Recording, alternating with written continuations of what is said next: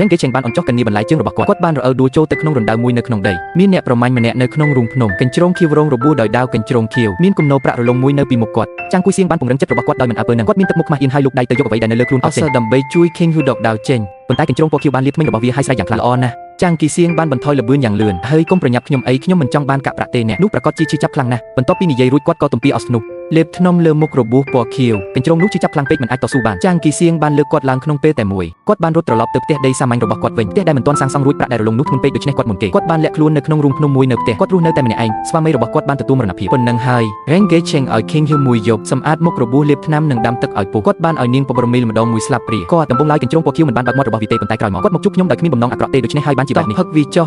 បន្ទាប់ពីសម្រាប់បានប៉ុន្មានថ្ងៃរបួសរបស់កញ្ជ្រោងខៀវមុខរបួសបានរមាស់ឡើងហើយគាត់អាចខ្វិនបានពួកគេបានងាកចេញប៉ុន្តែបន្ទាប់មកមានរឿងចម្លែកមួយបានកើតឡើងចាំងគួយសៀងពេលខ្ញុំត្រឡប់មកវិញតែងតែមានអ្វីមួយនៅលើចង្ក្រានជាមួយនំតូទីឡាពោតក្តៅធុងទឹកបានពេញទាំងស្រុងអស់ក៏ត្រូវបានរៀបចំយ៉ាងស្អាតផងដែរជីបានមើលជុំវិញប៉ុន្តែគ្មានអ្នកណាម្នាក់នៅក្នុងនោះទេអ្វីដែលខ្ញុំអាចមើលឃើញគឺកញ្ជ្រោងពណ៌ខៀវកំពុងអង្គុយចុះវាក្រវីកន្ទុយរបស់វានៅលើសតទ្វារអ្នកដែលអានរឿងនេះតែម្នាក់គត់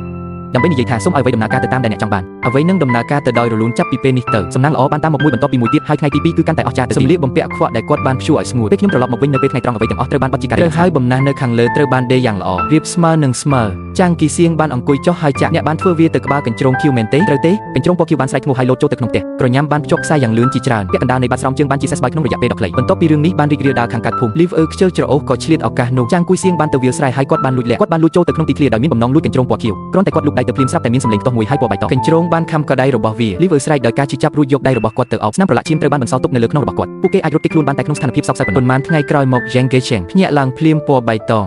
កញ្ជ្រោងបានប្រែក្លាយទៅជាក្មេងស្រីស្លៀកពាក់ពណ៌បៃតងម្ដាយឈរក្បែរកាំងក្រេកអត់ក្ដៅសម្លេងក្មេងស្រីសម្លេងស្រាលណាបងស្រីខ្ញុំមកពីតំបន់ភ្នំវិញ្ញាណកញ្ជ្រោងប្រាក់ដែលបាក់បែកដាំឡើយមានគោលបំណងជួយសង្គ្រោះជីវិតម្ដាយខ្ញុំប៉ុន្តែខ្ញុំរងរបួសដោយដាវរបស់អ្នកប្រមាញ់មនុស្សជាច្រើនអរគុណដែលបានជួយសង្គ្រោះខ្ញុំប្រាក់ទាំងនេះទុកកូនទៅទិញគោមួយក្បាលរួចរៀបការអស្ចារ្យណាស់ខ្ញុំត្រូវទៅហើយជួបគ្នាពេលក្រោយស្រែក3ដងឆ្ពោះទៅប្រឡាយខាងក្រោយកំណត់វាឡើងវិញទៅ0ហើយខ្ញុំនឹងទៅដល់ទីនោះចាំងគីសៀងជូតភ្នែកមីងមកទៅហើយមានច្រើនណាស់នៅលើក្រែកាំងក្រែអត់តែមានកម្ដៅកាបូបតូចមួយដែលមានប្រាក់រលុងកញ្ជ្រោងបៃតងលោកយ៉ាងគេចេញក៏បានបាត់ខ្លួនដោយគ្មានដានផងដែរខ្ញុំបានទិញស្លាបព្រា2ដែលមានពណ៌ប្រាក់នេះហើយនាងថែមទាំងបានរៀបការជាមួយបុរសដែលមានចិត្តស្មោះត្រង់ម្នាក់ជីវិតរបស់គាត់គឺល្អវាឆ្ងាញ់ណាស់ប៉ុន្តែបន្ទាប់មកយើងបានជួបប្រទះនឹងសត្វកណ្ដូលគ្រោះមហន្តរាយដំណាំនៅក្នុងវាលស្រែស្ទើរតែអស់ហើយវាត្រូវបានស៊ីអស់ហើយចាងគីសៀងបានស្រែកទៅកាន់ប្រឡាយខាងក្រោយសម្លេងប៊ីប3បានបង្ហាញពីការកំណត់ឡើងវិញហើយនៅថ្ងៃនោះខ្យល់បក់ខ្លាំងមួយបានចាប់ផ្ដើមនៅពាក់កណ្ដាលអាធ្រាត្រពួកគេបានបោះសម្អាតសត្វកណ្ដូលទាំងអស់ហើយវាលស្រែសំណាបទាំងអស់ត្រូវបានសង្គ្រោះហើយភូមិមនុស្សនិយាយថាកញ្ជ្រោងពណ៌ខៀវបានមកអ្នកដែលសងសឹកដោយសប្បុរសនៅទីបំផុតនឹងមានចិត្តល្អវិញសំណាងល្អនឹងមកដល់